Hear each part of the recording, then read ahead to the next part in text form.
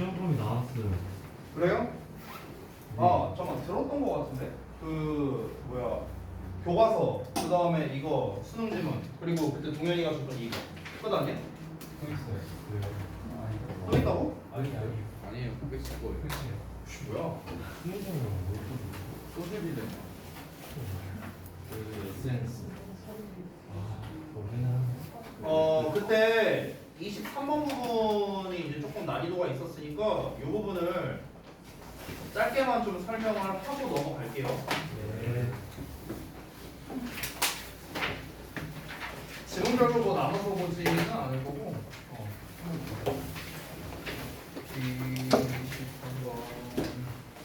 23번을 내가 어디다 놓냐? 있었네? 23번 어디 갔어?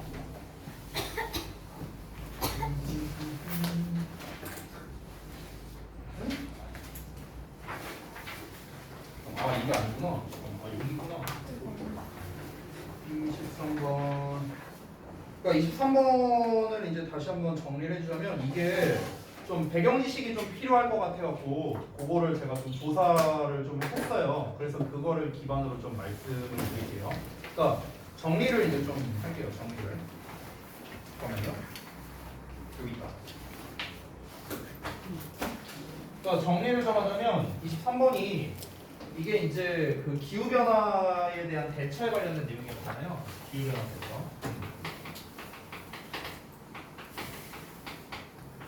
여기서 근데 필요한 이제 약간 좀 배경 지식이 있습니다. 이제 어떤 거냐면은 여기에서 이제 처음에 나왔던 게 이제 그때 제가 말씀드린 게 두 가지였죠. 가난한 국가의 어떤 원조에 대한 얘기가 나왔었고, 그 다음에 이제 산업화 농업과 이제 화석연료 이제 보조금을 제거한다 뭐 이런 게 있었어요. 이런 내용이었는데 이게 중간에 이제 좀 내용을 보면 봅시다. 그러니까 이 배경적인 걸 좀 먼저 말씀드릴게요. 지금 현재 전 세계 자체가요. 전 세계 자체가 약간 파가 두 가지로 나뉘어져 있다라고 생각하면 좋을 것 같아요. 일단 배경 지식적인 측면을 먼저 말씀드리자면 이 파가 어떻게 두 가지로 나눠져 있냐면 우리 기존에 이제 화석연료 있죠. 그러니까 화석연료를 사용을 그냥 계속해서 하자라는 파와 그리고 나머지는 이제 우리가 흔히 말하는 이제 재생에너지 있죠. 재생에너지. 재생에너지라면 결국엔 이제 친환경을 말하는 거죠. 친환경 에너지. 그러니까 이런 쪽을 좀 사용하자 이런 이제 파가 있습니다. 이렇게 두 가지로 나뉘어져 있는데 지금 점점점 어떻게 되어가고 있냐면은 약간 이쪽이 점점 대세가 되고 있죠. 최근에 실제로 그 어디였지? 유럽의 대부분의 나라들이 이제 정책을 2025년 또는 2030년부터 이제 정책을 변화시키는 게 있어요. 이제 어떤 거냐면은 대표적인 게 이제 자동차에 관련된 건데 지금 이제 자동차의 종류가 굉장히 다양하게 있잖아요. 일반적인 뭐 내연기관이라고 하죠. 뭐 가솔린이라던가 디젤을 쓰는 그런 자동차도 있고, 그 다음에 뭐 가스차도 있고, 뭐 최근에는 뭐 하이브리드니 뭐 전기차니 여러 가지가 있는데 실제로 2025년이나 2030년에는 주요 대도시, 뭐 예를 들어 뭐 런던이라든가 프라하라든가 이런 주요 대도시에서는 내연기관차, 하이브리드 차량을 포함해서 내연기관차는 아예 그 도시에 못 들어오게 뭐 한다는 뭐 그런 환경 규제에 관련된 뭐 그런 거를 발표하기도 했습니다. 그래서 점점 이제 전 세계 자체가 약간 이런 쪽으로 지금 점점 가고 있다는 거야. 그럼 이제 우리가 반대 입장을 한번 생각을 해보라고. 반대 입장. 반대 입장은 어떠냐면은 이 화석연료를 이제 좀 아무래도 이제 추구하는 사람들은 어떤 사람들이겠냐? 아무래도 저기 사우디에 있는 뭐 석유부자라던가 뭐 아니면은 이 화석연료를 직접적으로 사용하는 뭐 그런 이제 뭐 관련된 기업들이 될 수도 있겠죠. 그런 기업이 될 수도 있고요. 아니면은 이 화석연료를 사용해야만 뭔가 좀 더 이제 좋은 뭐 이제 그런 경우가 있을 수도 있겠죠.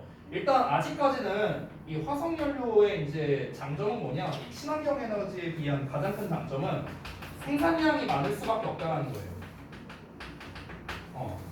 우리가 상식적으로 생각을 했을 때 생산량이 많을 수밖에 없다는 거예요. 화석연료를 돌려야. 지금 우리가 쓰는 각종 전기들 있잖아요. 지금 우리가 쓰고 있는 이런 모든 전기들 이게 다 대부분 이제 그 어떤 그 발전소에서 나오는 건데 그 발전소에 이제 기반이 되는 게 석유나 석탄이잖아. 그렇잖아. 그러니까 어떤 우리가 공급량을 이제 책임지는 데 있어서는 생산량에 있어서는 당연히 화석연료가 지금 압도적이다라는 거죠. 이런 이제 장점이 있는데 단점은 당연히 이제 환경공해가 생긴다는 게 단점이 되겠죠. 얘는 반대겠고. 됐어요? 일단 여기까지 이해됐죠? 그러면은 이 상태에서 이제 내용을 한번 좀 우리가 보자면은 이제 가난한 나라들에 대한 어떤 이제 가난한 나라냐 아니냐 지금 뭐 얘가 포인트가 아니라 포인트는 뭐냐면 기후 변화에 대한 거예요. 기후 변화. 근데 기후 변화라는 건 결국에 뭐 때문에 생기는 거냐면 탄소 배출 때문에 생기는 거예요. 탄소 배출. 우리가 이제 뭐 그런 거 있잖아. 왜 무슨 뭐 이산화탄소가 많이 배출된다라고 하잖아요. 그거를 그냥 통상 우리가 탄소 배출이라고 표현을 합니다. 근데 이제 이건 약간 화학적 얘기가 될 수 있는데 석탄을 태우면은 그것 자체가 이제 탄소가 이제 나오게 되는 거죠. 그래서 이제 그 탄소가 이제 이 지구상 전체적으로 이렇게 퍼져서 뭐 오존층을 파괴한다니, 뭐 지구 온난화가 발생한다니, 뭐 이런 이제 현상이 생기게 되는 거죠. 어찌됐든 그러면 이제 여기에서 이제 생겨나는 개념이 뭐냐면 탄소 배출권이라는 개념이 있습니다. 탄소 배출권. 이 탄소 배출권이란 게 뭐냐? 다시 한번 말씀드리면 지난번에 얘기를 했었는데요. 그러니까 그 어떤 각 국가별로 있는 거예요. 각 국가별로 이 탄소 배출권이라는 게 있는데 해당 국가가 어떤 배출을 이제 줄일 수 있어. 예를 들어서 그 탄소 배출을 줄일 수 있어. 그럼 줄인 만큼 선진국에서 그 돈을 제공하는 거예요. 그럼 이 돈을 왜 제공하느냐? 이유는 간단합니다. 예를 들어 봐봐. 지구상에 우리가 탄소를 너무 많이 쓰면은 이제 지구 전 세계에 있는 사람들이 이제 막 당연히 못 살겠죠. 그러니까 그걸 규제를 해놓는 거예요. 실제로 지금 어떤 쪽이냐면요. 우리 그 최근에 미국 대선이 있었잖아요. 바이든이랑 이제 트럼프랑. 그래서 이제 그 바이든이 이제 대표적으로 그 규제를 하자 쪽에 이제 하였죠. 그러니까 그런 것처럼 이제 여기에서 이제 지구상에 우리가 이제 어느 정도 선까지 이제 그 탄소를 배출해야 되는가 이제 그게 뭔가 계산돼서 나온 게 있을 거 아니야. 그렇잖아. 그랬을 때 각 나라별로 너네는 몇 만큼, 너네는 몇 만큼 이런 이제 기준이 있다는 거야. 됐어? 근데 예를 들어 봐봐. 예를 들어서 만약에 미국이 있어. 미국이 있고요. 예를 들어서 여기 뭐 아프리카에 무슨 뭐 어떤 나라가 있다라고 한번 쳐보자. 예를 들어 이렇게 있는데 만약에 미국이 가지고 있는 이제 탄소 배출권이 100이라고 한번 쳐볼게요. 그러니까 얘네가 쓸 수 있는 한도가 100이라고 쳐볼게. 마찬가지로 얘네가 쓸 수 있는 탄소 배출권이 100이라고 쳐볼게요. 즉 100이라는 숫자만큼은 탄소를 배출해도 된다라는 겁니다. 이걸 넘어가면은 이제 규제를 당하는 거고요. 됐어요? 그런데 얘네가 이제 탄소 배출 이제 뭐 공장이나 이런 게 많이 없어서 탄소 배출이 실제로 한 50밖에 안 된다라고 한번 가정을 해보자고. 그러면은 50만큼 세이브가 되는 거죠. 그렇죠? 물론 이 50 세이브 된 만큼 환경이 이제 좀 좋아질 확률이 높겠죠, 당연히. 근데 이거를 일종의 미국에서 이걸 사오는 거야. 이 탄소 배출권을 사오는 개념이라고. 됐어? 그럼 이제 우리는 150만큼 탄소 배출을 해도 된다라는 거지. 이해돼? 그러면 이제 우리나라에서는 공장을 더 많이 개설해도 되고 생산량을 더 늘려도 되고 그럼으로써 우리가 경제적으로 더 부유하게 될 수 있고. 그러니까 이런 개념이라는 거야. 이해돼? 뭔 말인지? 됐어? 그러니까 탄소 배출권이라는 게 그런 거야. 내가 방금 전에 말했다시피 탄소 배출권은 뭐다? 좀 이제 가난한 나라한테 야 너네 어차피 탄소 배출 별로 할 일 없잖아. 그럼 그 배출권 우리한테 팔어. 우리가 돈 줄게. 이렇게 되는 거야. 됐어? 이게 이제 탄소 배출권이라는 개념인 거야. 여기까지 됐어? 됐어? 그러면 이제 이걸 내용으로 이제 한번 적용을 해볼게. 내용으로. 자, 내용으로 적용을 해보면요. 이게 어디에 나와 있냐면 여기를 봐봐. 그러니까 원조를 증가시키는 것 자체가 여기서 원조라는 표현도 내가 봤을 때는 원조라는 말 자체가 그렇게 잘 어울리는 것 같진 않아요. 그냥 내가 봤을 땐 거래 쪽에 가까워. 거래 쪽에 가까운데 일단 원조가 나왔으니까. 그럼 가장 가난한 나라의 그 국민들한테 이제 원조를 증가시키는 게 이제 바로 뭐냐면 그 탄소 배출 완화의 필수적 부분이 될 수 있는데 그 이유가 뭐냐면 그게 이제 탄소 배출권에 관련된 거라는 거죠.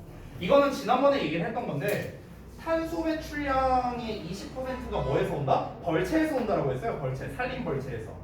그때 말했다시피 이런 가난한 국가들, 대부분 아프리카 지역이 좀 가난한 국가가 많잖아. 근데 이 가난한 국가에서는 대체적으로 뭐 하겠어? 농사를 많이 지어. 농사를 지으려면 뭘 해야 돼? 땅을 확보해야 될 거 아니야. 그럼 땅을 확보하려면 어떻게 해야 돼? 나무를 베어야겠죠. 그렇잖아. 그럼 나무를 벤다는 것 자체가 탄소 배출량이 뭔가 이제 20%를 차지한다라는 겁니다. 그 이제 정확한 건 안 나와 있지만 뭐 우리가 나무를 자르기 위해서 쓰는 각종 뭐 여러 가지 뭐 어떤 기계도 있을 거고 뭐 여러 가지 있을 거 아니야.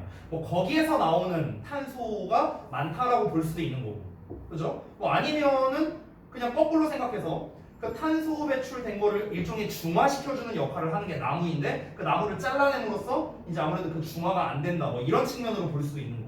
뭐 그거는 안 나와 있으니까 몰라요. 근데 뭐가 됐던 건 어쨌든 벌채를 하는 것 자체가 뭐다? 결국에는 탄소 배출량이 20%를 차지한다는 거야. 전 세계적으로. 그러면은 어떤 식으로 하는 게 좋을까? 얘네가 애초에 벌목을 왜 하는 거야? 지네 벌어먹고 살려고 하는 거 아니야. 그 나무를 벤 거를 뭐 팔든지 아니면 농사 짓고 뭐 살아 먹으려고 하는 건지 뭔가 이유가 있으니까 얘들이 벌목을 하는 걸 거 아니야. 쉽게 말하면 돈이 없으니까. 그래서 그러니까 이제 어떻게 하는 거야? 야, 니네 그 돈을 우리가 줄게 하는 거야. 그 돈을. 니네가 이 나무 안 잘라도 돼. 나무 안 잘라도 되니까 그만큼을 우리가 원조를 해줄게. 나무 자르지 마. 이렇게 하는 거지. 그러면 이게 원조처럼 보일 수 있는데 실제로는 뭐가 되는 거야? 탄소 배출권을 사오는 거나 마찬가지인 거지.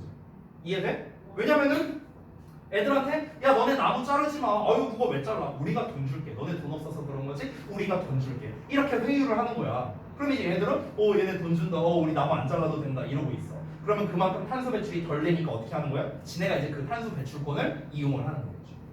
이해돼요? 뭔 말인지? 연결됐어? 이유지 몰라. 표정 보니까. 표정만 봐도 보여. 이게 뭔 소린고 하고 보이고 있어. 이게 안 되지? 안 됐어요. 뻥치지 마. 알았어.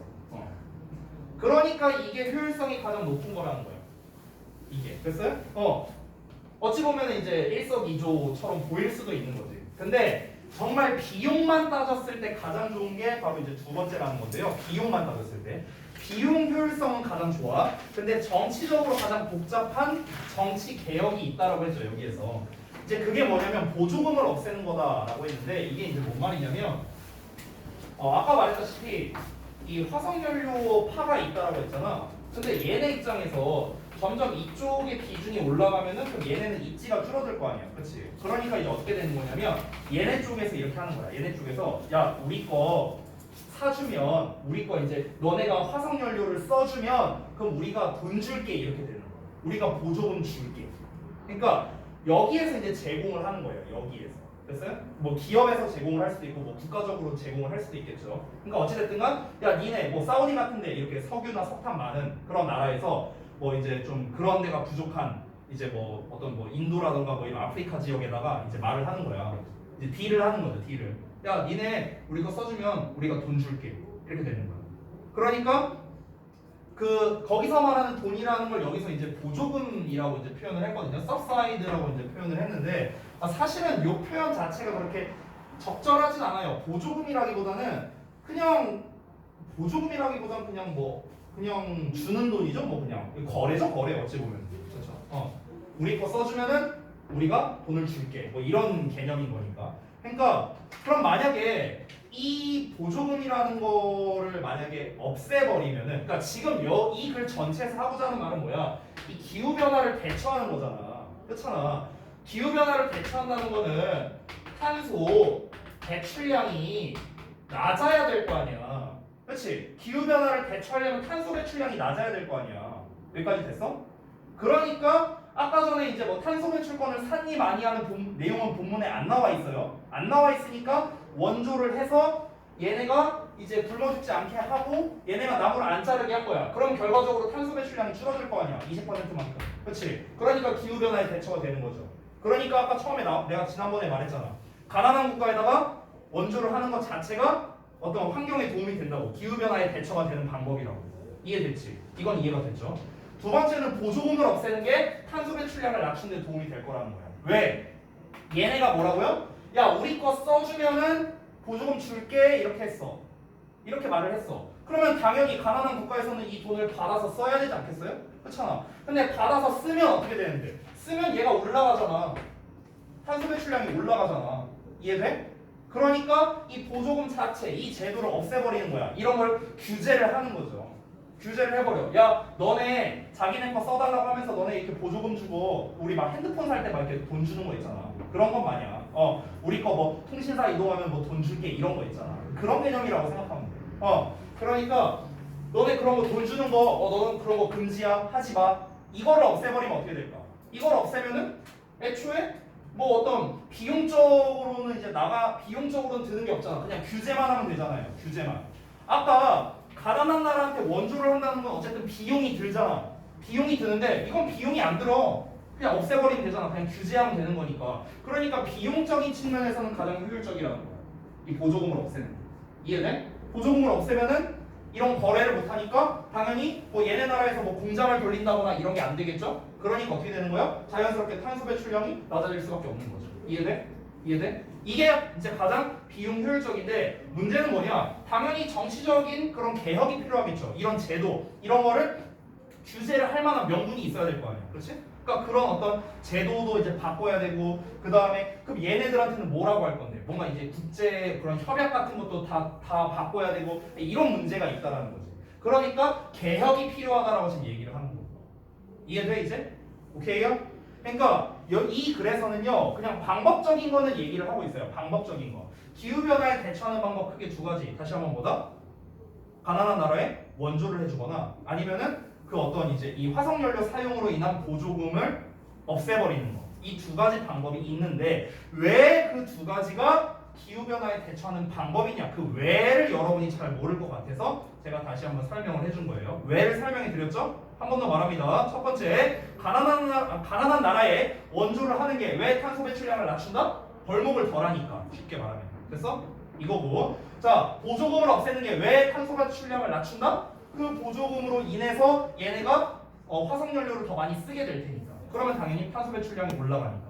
보조금이 없어지면 탄소 배출량이 안 올라가겠죠. 됐니? 정리됐어요? 이렇게 내용 정리하시면 좋겠습니다. 됐죠? 자, 그러면은 우린 그 다음에 24번으로 가보도록 하겠습니다. 24번. 23번 지문이 좀 유난히 어려웠는데요. 이제 오히려 그 뒷부분 내용은 그렇게 어렵지는 않았던 것 같아요. 저도 이제 내용을 한번 쓱 살펴봤는데 제가 아까 31번인가 2번까지인가 봤었는데요. 24번 내용과 31번 내용이 조금 이제 어려운 부분이 있었던 것 같거든요. 나머지는 어려운 거 없습니다. 그래서 같이 한번 살펴보도록 하죠. 자, 24번 보겠습니다. 일단 처음에 내용을 보면은 The defining element of catastrophe is catastrophe는 이제 재앙이죠, 재앙. 그래서 재앙에 있어서 정의하는 요소는 is a magnitude랍니다. 바로 거대한 규모래요, 규모. Of their harmful consequences. 그들의 해로운 결과에 대한 거대한 규모랍니다. 우리가 이제 어떤 재해가 일어난다고 했을 때 예를 들어서 몇만 명이 몇 조만큼의 피해 금액이 있었다 이런 규모를 말하잖아요. 그게 바로 그 어떤 해로운 결과에 대한 규모가 바로 큰 재해를 정의하는 요소 하나라는 거죠. 어렵지 않죠? 자, to help societies prevent or reduce damage from catastrophes. 그래서 사회들이 예방하기 위해서 뭐를 이제 어떤 재앙으로부터 그리고 재앙으로부터의 어떤 손해를 예방하거나 줄이도록 돕기 위해서 huge amount of effort and technological sophistication 여기까지가 주어네요. 그래서 거대한 양의 노력과 기술적인 정교함이 are often employed 시행된다라고 했죠. To assess and communicate the size and scope of potential or actual losses 이렇게 나왔는데 그러니까 잠재적인 또는 실질적인 그런 손실의 규모와 스코프는 범위예요. 규모와 범위를 뭔가 평가하고 전달하기 위해서 시행된다랍니다. 그러니까 무슨 말인지 설명해 드릴게요. 뭔 말이냐면, 그러니까 이제 이 사회 입장에서는 이제 우리가 어떤 재난이나 재해를 겪었어. 그럼 이제 어떤 피해가 당연히 있겠죠. 그럼 그 피해를 방지한다든지 아니면 그 피해를 줄이는데 좀 도움이 되고자 뭘 하냐면은 잠재적으로, 그러니까 앞으로 있을 수도 있는 또는 실질적인 그런 손실도 있겠죠. 그 규모와 범위를 일단은 계산을 하는 거야. 평가를 하는 거야. 그러고 난 다음에 그거를 전달을 해. 전달하기 위해서 그래서 그런 노력, 큰 노력이나 기술적인 정교한 지식 이런 것들이 필요하다라는 겁니다. 내용 이해돼요? 이해 잘 안 돼요? 아니 이유진 또 이해 안 된다는 표정이에요. 동현이 오케이요? 성준이 오케이요? 이제부터 안 가는데 일단 넘어갈게요. 알았어. 그래서 이렇게 노력을 한다고. 아니 쉽게 말하면 재난 상황 막 발생하고 이러면은 그 규모 같은 걸 이제 전달을 하는 거야. 근데 그걸 전달하려면은 그냥 단순히 그냥 불 존나 크게 났습니다. 이렇게 전달할 수는 없잖아 보도를 할 때. 그러니까 뭔가 전문적인 그런 지식 같은 게 있어야 될 거 아니야. 그러니까 그런 것들이 이제 사용이 된다는 거죠. 그래 이걸 빨리 알려야 사람들이 뭔가 대처를 하거나 방지를 하거나 뭘 줄이거나 할 거 아니야. 그 작년이었나요? 몇 달 전이었나 그 호주에 뭐 큰 산불 났었던 뭐 그런 사건이 있었잖아요. 기억나요? 뭐 몇 달이었나? 몇 주 동안 뭐 이게 그 우주에서 봤을 때 호주가 빨간색으로 보일 정도로 막 불이 크게 났었다. 뭐 이런 것도 있었잖아요. 그러니까 그거를 줄이려면 어떻게 해야 돼? 좀 뭔가 이 범위가 지금 우리 피해 범위가 얼마나 된다라는 걸 빨리빨리 알려야 될 거 아니야. 그래야 얘네가 뭔가 예방을 하지. 그 얘기하는 거예요. 근데 이 노력은요 가정한답니다. 이 가정한다는 말을 잘 생각해 주세요. 이 노력은 뭘 가정하냐면 사람들이 이해할 수 있다는 걸 가정하는 거야. The resultant numbers. 그 결과로 생기는 숫자를요. 그리고 act on them appropriately. 그것을 기반으로 해서, 그러니까 그 결과로 생긴 숫자를 기반으로 해서 적절하게 행동할 수 있다라는 걸 가정한다는 거예요. 즉 쉽게 말해서 뉴스에서 뭔가 보도를 해. 이 정도의 규모의 피해가 있습니다. 이렇게 이제 보도를 해. 그러면은 그 보도를 함으로써 이제 사람들, 그 보도하는 사람들은 뭐라고 생각하냐면 이 정도 규모 막 이렇게 피해가 있다라고 하면은 사람들이 이제 이거를 잘 이해하고 이게 굉장히 심각한 상황이구나 라는 걸 이해하고 얘들이 알아서 잘 대처하겠지 이렇게 가정한다는 소리야. 이해되지? 그렇게 한다는 거야. 그런데 however recent behavior research cast 최근에 행동 연구는요 이거 잘못 나왔네요. 주어 동사가 여기까지가 주어예요. cast가 동사 나오시 목적어입니다. 잘못 나왔어요. 캐스트가 던지다죠. 그래서 어떤 의혹을 던진답니다. 뭐에 대한 의혹이냐? 이게 전치사의 목적어가 아니에요. 앞에 있는 너를 수식하는 형용사 수식어입니다. 이거 다시 좀 바꿔놓으세요. 구문 분석이 잘못 나와 있어서. 자, 그러면은 뭐에 대한 의혹을 던지는 거냐면 이 근본적인 가정에 대한 어떤 의구심을 던진답니다. 죄송해요. 저도 좀 수정할게요. 나중에 바꿔놓을게요. 어디 보자. 여기.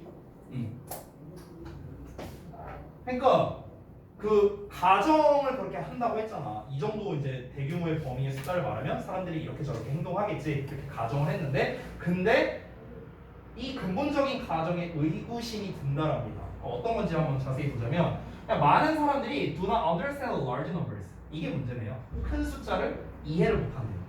그럼 여기서 큰 숫자를 이해를 못한다는 것 자체가 진짜 큰 숫자를 이해 못한다는 건 아니겠죠. 그러니까 뭘 말하는 건지 좀 보도록 하겠습니다. Indeed, 여기가 자세히 말하겠죠. 실제로 큰 숫자는 have been found, 밝혀졌답니다. To lack meaning, 의미가 없는 걸로 밝혀졌대요.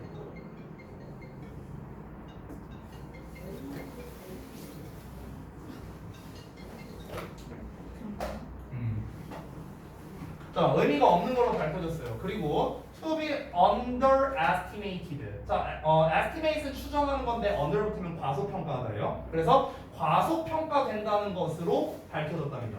숫자가 되게 커. 막 피해액이 얼마다, 피해 뭐 죽은 사람이 얼마다, 막 이렇게 발표를 하는데 그게 의미가 없는 걸로 밝혀졌다는 거야. 이 사람들한테 있어서는. 그리고 그게 과소평가된다는 거야. In decisions, 판단에 있어서요. 결정에 있어서. Unless 뭐뭐 하지 않는다면 they convey affect 그들이 affect를 전달하지 않는다면 여기서의 affect는 feeling을 말합니다. 감정이야 감정. 그러니까 정서적 반응을 말하는 건데 그러니까 이제 뭔가 보도를 함에 있어서 뭔가 감정이 전달되지 않는다면 어떤 감정이 전달되지 않는다면 그러면은 그냥 어떤 뭔가를 결정을 내리는 데 있어서 그냥 뭐 저게 뭐 의미가 있나? 이렇게 생각할 수 있고 또 뭐 그냥 별거 아니네? 이렇게 이제 생각이 들 수 있다는 거죠. 지금 당장 우리 코로나 사태만 봐도 그래요. 코로나 사태.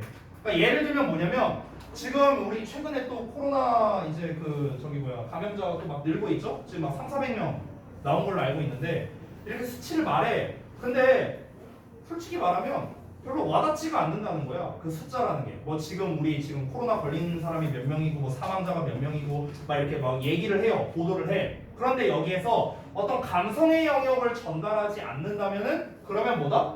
그냥 뭐 별로 뭐 내일 아닌데 뭐 약간 이렇게 생각이 될 수 있다는 거야. 쉽게 말하면. 그러니까 여기에서 나와 관련성이 없다라고 느낄 수 있다는 거야. 결국 쉽게 말하면 나랑 관련이 없다. 그러니까 과소평가될 수 있다라는 거죠. 이게 creates a paradox, 어떤 역설을 만들어내는데 이 역설이라는 게 뭐냐면 that rational models of decision making, 그러니까 의사결정의 이성적 모델이 fail to represent, 뭔가 표현하지 못하는 역설을 만들어낸다는 거야. 이게 뭔 말이냐면은 여기서 역설이라는 건 애초에 그런 큰 규모의 숫자를 뭔가 이게 전달하는 의미 자체가 뭐야? 아까 그 의미가 뭐였어요? 사람들이 그 큰 규모의 숫자에 맞춰서 알아서 뭔가를 대응하기를 바라고 그런 거를 상정해서 그걸 가정해서 이제 보도를 한 거였잖아. 그렇잖아. 그러니까 의사 결정을 잘 내리도록 그런 이제 그런 판단력을 심어주기 위해서 이제 큰 규모의 숫자를 보도를 한 건데 오히려 판단에 있어서 과소평가가 되고 의미가 없다라고 말을 해버리니까 이 역설적이라는 거야. 지금 여기서 말하는 게. 오케이? 그러니까 그 모델이라는 것 자체가 바로 그 큰 규모의 숫자를 전달한다는 것 자체, 그 큰 규모의 숫자를 말하는 거예요. 여기서 모델이라는 거. 의사결정에 있어서 뭔가 좀 제대로 할 수 있도록 그 큰 규모의 숫자를 전달하고자 하는 게 오히려 뭐야? 전달을 제대로 못해버린다는 그런 역설이 생겨나게 된다는 거죠. 오히려. 그러니까 결국 이 필자가 하고 싶은 말은 뭐냐면은 뭔가 이제 직접적으로 본문에 안 나오지만 아까 여기에서 감정을 전달하지 않는다면이라고 나왔잖아. 그럼 거꾸로 말하면 감정을 전달한다면은 의미가 있고 뭔가 과소평가되지 않고 이럴 거 아니에요. 그렇죠? 그러니까 이제 뭔가 큰 규모의 숫자를 말하고자 할 때는 뭔가 감정을 가지고 전달을 하는 게 중요하다를 말하고 싶은 거겠지. 본문에는 안 나와 있어요. 직접적으로는. 근데 이 말하는 의도 자체가 그거겠죠. 다음 내용을 보면 on the one hand, 한편으로는, 그러니까 여기에서는 좀 구체적인 설명을 한다고 생각을 하시면 되겠습니다. 설명이요.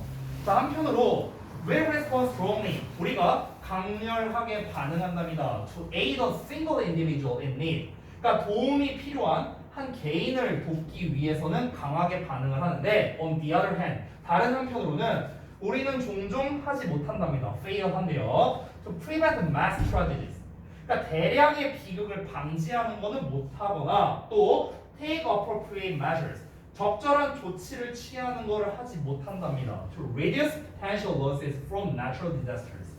자연 재해로부터 잠재적인 그런 손실을 뭔가 줄이고자 하는 그런 measure, 그런 조치. 이런 거는 제대로 못한다라고 내용이 나온 거죠. 정리를 좀 할게요. 이거 자꾸 뭐야? 그러니까 내용을 좀 정리를 하자면요, 제가 좀 써온 게 있는데 요거를 좀 말씀드릴게요. 그러니까 큰 숫자가 결국에는 감정을 전달하지 않으면 사람들은 잘 와닿지 않는다는 거야. 일단 애초에 큰 수를 전달하는 목적 자체가 뭐라고요? 그에 걸맞게 좀 이제 행동하기를 의도한 것에 있는 거였잖아. 근데 역설이 생겨버린 거죠. 오히려 작은 것, 여기서 작은 거라는 거는 감정을 유발할 수 있는 거라고 보면 돼요. 그걸 여기서 on one hand에서 말한 거예요. 그냥 도움이 필요한 어떤 한 개인을 돕는다.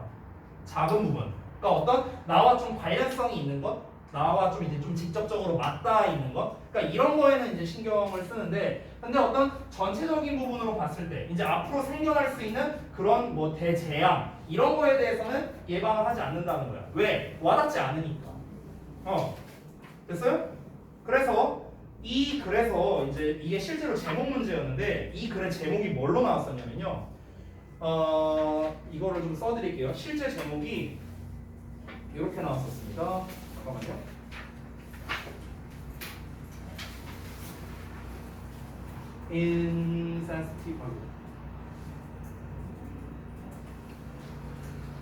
sensitivity to mass tragedy.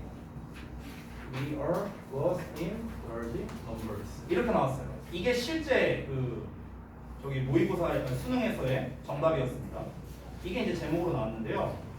그러니까 얘가 의미하는 바가 뭐냐면 sensitivity는 민감하다는 거잖아요. 민감성. 근데 insensitivity니까 둔감성이겠죠. 둔감하다는 거야. 뭐에? 대량의 비극에 대한 둔감성이 되는 거야. 우리는 길을 잃었다고요. 큰 숫자에서는요. 큰 숫자에서 길을 잃었다는 건 뭡니까? 뭔가 큰 숫자에 대해서는 제대로 판단을 내리지 못한다 판단을 내리지 못해서 길을 잃었다 이런 식으로 지금 표현이 되는 거죠. 그래서 그러니까 큰 규모에 대해서는 우리가 제대로 대응을 하지 못한다라는 거죠. 그러니까 요 앞부분이 원인이라고 보면 돼요. 원인. 요 제목을 기준으로 하자면 여기가 원인이야. 그로 인한 결과고요. 여기가 이 땡땡 이하가 결과라고 보면 되는 거야.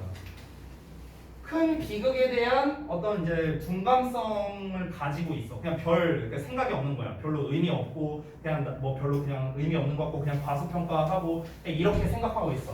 그러니까 큰 숫자에 대해서 좀 뭔가 좀 이제 길을 잃게 된다. 좀 이제 뭐 판단을 잘 못하게 된다. 이렇게 결과가 나온다고 볼 수 있는 거죠. 실제 제목이 이러했습니다. 자, 그래서 24번 알아봤고요. 자, 그 다음 내용으로 가볼게요. 29번 보겠습니다.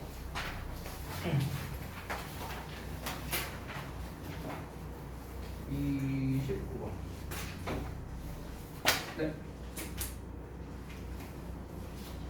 자, 이 글은 굉장히 쉽습니다. 근데 글은 쉬운데요. 29번이니까 이제 어법 문제로 나왔잖아. 이게 실제로 그 이제 수능에서 나왔을 때 오답률이 굉장히 높았던 지문이었어요. 이게 오답률이 75%였습니다. 그 당시에 재작년 수능인데요. 그러니까 맞춘 사람이 전체 인원의 4분의 1밖에 안 됐다라는 겁니다. 이게 어법적인 포인트를 먼저 말하자면 이게 내 기억 정답이 기억나는데 정답이 2번인가 그랬거든요. 근데 2번이 뭐였냐면은 어디 보자. 요 부분이었어요. 요 부분. 여기가 어법으로 나왔었어요. 여기 was가. 여기가 뭘로 나왔었냐면은 2번하고 did로 나왔었어요. 이렇게 나왔었거든. 이게 이제 뭐에 관련된 거냐면 이 얘기를 먼저 하고 갈게. 얘가 이제 대동사야, 대동사. 대동사인데 이게 우리가 흔히 대동사를 쓸 때는 약간 그런 법칙이 있잖아요. 그러니까 앞에 이제 일반 동사가 나오면은 우리가 보통 주로 받는다 하고 뭐 비동사가 나오면 비동사로 받고 조동사가 나오면 조동사로 받는다. 이게 이제 약간 대동사의 기본 법칙이잖아. 그렇지? 근데 이제 문제가 뭐냐면 앞에서는 지금 완료 시제가 나와 있거든. 완료 시제? has been achieved라고 나와 있죠. 그렇죠? 그러면은 여기에서 was를 쓸 때와 did를 쓸 때 이제 어떤 차이가 발생하냐면 능수동의 차이라고 봐야 돼. 능수동의 차이. 오케이? 그러니까 심지어 얘들아 지금 본문은 이렇게 나왔는데 예를 들어 앞에 일반 동사가 나왔다고 쳐봐. 그럼 우리가 일반적으로는 대동사를 쓸 때 do를 쓰잖아. 그치? 근데 얘에 대해서 do가 아니라 비동사를 쓸 수도 있어요. 앞에 일반 동사만 나왔음에도 불구하고. 왜 그게 가능하냐? 능수동으로 접근하면 가능하다. 즉 만약에 일반 동사 여기에서 made라고 나왔다고 쳐봐. 그러면 우리가 be made의 개념으로서 쓸 수 있다는 거야. 그러면 여기서 made는 겹치니까 생략해버리고 그냥 비동사만 써서 이 대동사를 표현할 수 있다는 거야. 그래서 이렇게도 가능하다는 거야. 그럼 결국에는 이거는 풀 수 있는 방법이 하나밖에 없어요. 해석으로 풀어야 돼. 해석으로 풀어야 돼. 우리가 일반적인 능수동을 구분하는 거랑은 방법이 다릅니다. 왜냐면 일반적인 능수동을 구분할 때 뒤에 목적어가 있냐 없냐 우리가 뭐 이런 걸로 구분을 했잖아. 그렇지? 그런데 대동사는 애초에 목적어가 안 나와요. 뒤에. 그게 생략된 거니까. 오케이? 그러니까 우리가 애초에 해석을 할 수밖에 없는 거야. 해석을. 그러면 앞에 있는 주어가 하는 거면 did고 당하는 거면 was거든. 근데 앞에 있는 주어가 또 뭐야? it이야. it. 그렇지? 그럼 여기서 이 it이 가리키는 게 뭔지 이 대명사가 가리키는 바까지 알아야 되는 이런 복합적인 문제였던 거야. 실제 수능에서요. 그래서 학생들이 되게 어려워했던 그런 지문이었다. 됐니? 그러면 이제 우리가 이따 이 문장을 읽으면서 이 it이 가리키는 게 무엇인지 왜 대동사로서 was를 썼는지 이거를 한번 알아보고 가볼게요. 자 일단 첫 내용부터 보겠습니다. 내용은 어렵지 않아요. 내용은요. 자 보십시다. monumental이라는 단어죠. 기념비적이라는 건데요. 이 기념비적이라는 말이 is a word, 단어랍니다. that comes every close expressing. 여기서 아마 이 expressing이 시험에 나왔던 것 같은데 2D에 ing가 나왔죠. 우리가 원래는 be close to라고 쓰는데 이제 비동사 대신에 come 동사 쓴 겁니다. 그래서 come close to 하면은 뭐뭐에 근접하다라고 보면 되겠죠. 여기서의 to는 전치사니까 당연히 뒤에 동명사 ing를 쓴 겁니다. 이 형태를 주의하시기 바라고요. 자 그러면 표현하는 것에 있어서 매우 근접하는 단어랍니다. 자 뭐를 표현하는 거냐? The basic characteristics of Egyptian art래요. 그래서 이집트 예술의 기본적 특징을 표현하는데 아주 근접한 단어가 바로 이제 monumental이라는 단어래요. 기념비적인. 기념비적이라는 거는 약간 좀 비슷한 말로 하면 상징적인 이런 거랑 좀 비슷하다고 볼 수 있겠죠. 이어서 never before and never since 하고 나왔으니까 never 앞에 나왔죠? 부정어 앞에 나왔으니까 당연히 부정어 도치가 일어난 거 확인할 수 있겠죠. has 동사 먼저 나왔고 주어 the quality of monumentality 나와 있습니다. 그래서 기념비성이라는 어떤 quality 특성이 has been achieved as fully as 원급 as죠. 그래서 뒤에 있는 것만큼 완전하게 달성된 적이 전에는 한 번도 없었다는 거죠. 됐어요?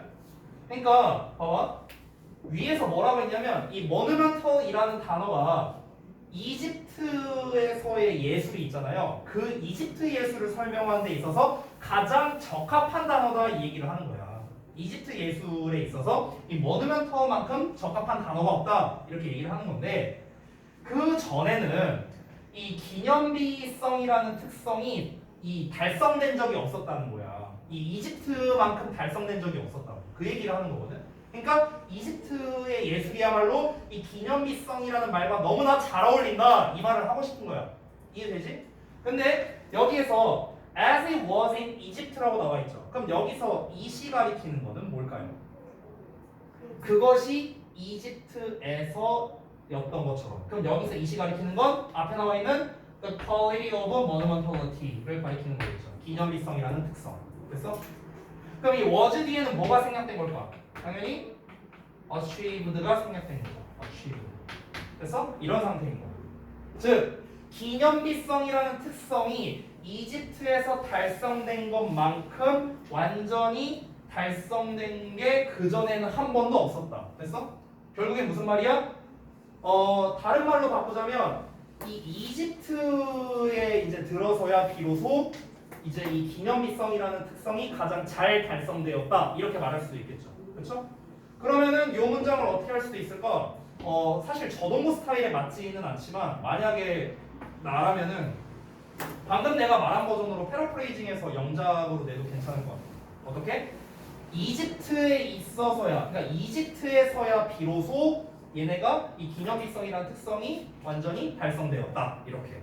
그럼 우리가 뭐뭐 하고 나서야 비로소 뭐뭐 하다라는 거니까 not until B를 활용할 수도 있겠고 강조구문까지 섞는다면 it was not until B 대절 A 뭐 이런 식으로 쓸 수도 있고요. 그러니까 이제 바꿔 쓸 수 있는 요소가 많으니까 제가 그렇게 생각을 좀 해봤습니다. 자 그럼 다시 한번 돌아가서 여기서 was를 쓴 이유가 이제 이해가 되시죠? 기념비성이라는 특성이 이집트에서 달성되었던 만큼 됐어? 그러니까 was를 쓴 거다. 됐니? 근데 이게 오답률이 75%였어요. 75% 수능에서. 자 넘어갈게요. The reason for this. 그럼 이에 대한 이유라는 건 결국에 그러면 왜 이집트 예술에서 그 기념비성이라는 게 왜 그렇게 잘 어울리는 거냐? 그 이유가 뭐냐면 is not the extra size. 자 외적인 사이즈나 그리고 massiveness of their works. 그들의 작품의 어떤 외적인 거대함이 아니랍니다. 그게 아니래. 그게 아니라 비록 뭐 할지라도 the Egyptians, 이집트 사람들이 automatically achieved some amazing things in this respect. 그러니까 이 점, 여기서의 respect는 점이에요. 점, 어떤 측면입니다.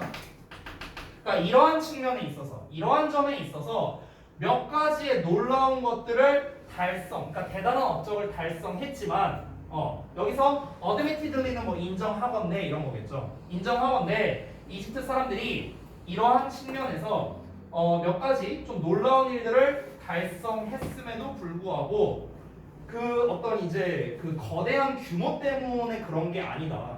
여기서 말하는 이러한 점에 있어서는 뭘 말하는 거냐면 앞에 나와 있는 이 보어들을 말하는 거야. 이 보어들. 이거 말하는 거야. 됐어요? 왜냐면 우리 이집트 하면 생각나는 게 무슨 뭐 스핑크스니 뭐 피라미드니 막 약간 이런 거 있잖아요. 그럼 규모가 크잖아 되게. 외적인 규모가 크고 그들의 작품의 어떤 거대함이 느껴지잖아요. 그런 걸 보면. 웅장함 같은 게 있죠. 물론 그런 걸 했어. 그런 게 어떤 그런 놀라운 업적을 달성하기도 했지. 이집트 예술이라는 게. 근데 그럼에도 불구하고 진정하게 그 기념비적이라는 특성이 들어가는 데 있어서 단순히 사이즈로 인해서 기념비성이라는 표현을 쓰는 게 아니다. 이 얘기를 하는 거예요. 이해돼요? 뭔 말인지? 됐어요? 그럼 뭔데? 그럼 사이즈가 아니라 뭐 때문에 기념비성이라는 말이 이 이집트 예술과 왜 잘 어울리는 건데 왜 그런 거냐면 많은 현대 구조물들은 능가한답니다. 이집트의 어떤 그런 구조물을 능가한대요. 아직 이유는 안 나오네요. In terms of는 어떤 측면에 있어서 purely physical size. 그러니까 순전히 그냥 물리적인 사이즈 측면에 있어서는 당연히 이제 이집트의 구조물을 뛰어넘겠죠. 롯데타워가 더 커요. 그 우리 롯데타워가 저기 뭐냐 그 피라미드보다 더 큽니다. 그러니까 현대 구조물이 그 이집트의 구조물을 뛰어넘어요. 근데 그게 중요한 게 아니라고. 지금 계속해서 말하는 건 뭐냐면 규모, 사이즈 이런 걸 계속해서 얘기하고 있습니다. 그래서 근데 massiveness는 이 거대함이라는 거는 has nothing to do with 하면은 관련이 없다라는 거죠. 뭐랑 관련이 없다? monumentality랑은 관련이 없다. 규모와 기념비성은 관련이 없답니다. An Egyptian sculpture no bigger than a person's hand. 그러니까 한 사람의 손보다 더 크지 않은 이집트의 스컬프처가 있대요. 어떤 작품이 있답니다. 조각이. 근데 이게 어떻다? It's more monumental. 더 기념비적이래요. 그러니까 사이즈가 작잖아. 야, 손 크기도 안 된대. 근데 그게 기념비적이래요. 더. 뭐보다? That gigantic pile of stones. 그 거대한 돌 무더기보다요. 어떤 돌 무더기냐? That constitutes the war memorial in 뭐 어쩌고저쩌고 나와 있어요. 예를 들어서 여기에서의 어떤 그 전쟁 기념 있잖아요. 이런 거를 컨스티튜트하고 있는 뭔가 이제 구성하고 있는 그런 돌 무더기가 있대. 이렇게 거대한 돌 무더기. 전쟁을 기념하는. 근데 그것보다 이 조그만한 게 오히려 더 기념비적이다. 더 기념비적이라면 다시 한번 보다 더 상징적이다. 이걸 말하는 거겠죠. 그렇죠? 그러니까 규모가 무조건 상징성을 나타내는 것만은 아니다. 계속 이 얘기를 하고 있는 겁니다. 오히려 크기가 작은 게 더 기념비적인 거를 나타낸다. 뒷내용은 우리가 안 봐도 어느 정도 알 수 있어요. 뒷내용은 계속 그런 비슷한 사례가 나올 겁니다.